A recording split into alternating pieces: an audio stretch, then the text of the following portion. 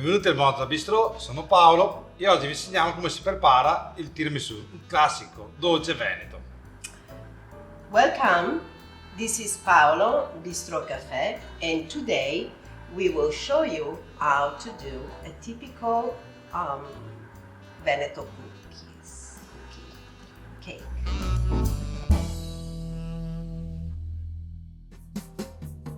Per la preparazione useremo delle uova.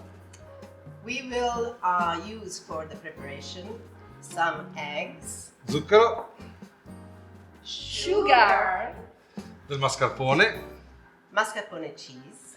dei biscotti, pavesini This is our pavesini cookies e del caffè. and Coffee.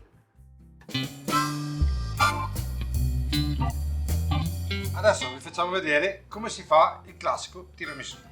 And now we are showing you how we do the classic tiramisù. Separiamo i rossi dai bianchi. We separate the yellow part from the white part, the yolk.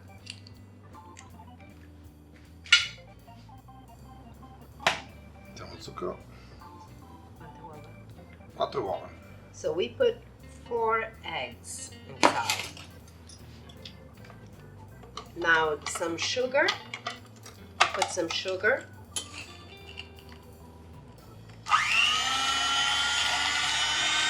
A questo punto, quando i rossi sono ben montati, Okay, now that the eggs are blended and raised with the sugar, as you can see, aggiungiamo il mascarpone.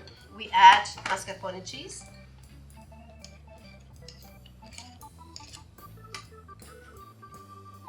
So the zabaione cream you blend.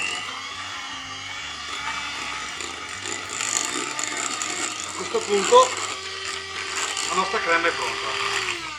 And now our cream is ready. Prendiamo del caffè, We take coffee, some coffee, delle coppette a piacere, some cups, as you like.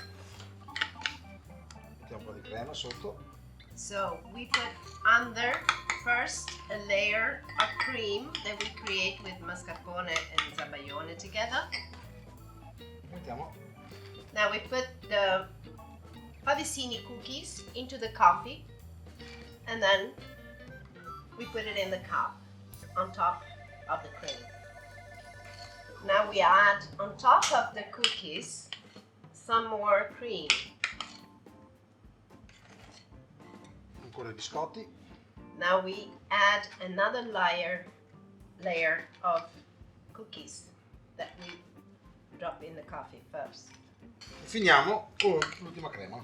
And then we finally put the last layers of cream.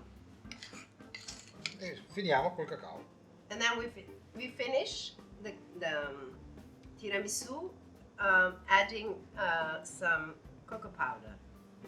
Il nostro tiramisù finito. And now Buon appetito! the tiramisù is finished. Bon appétit!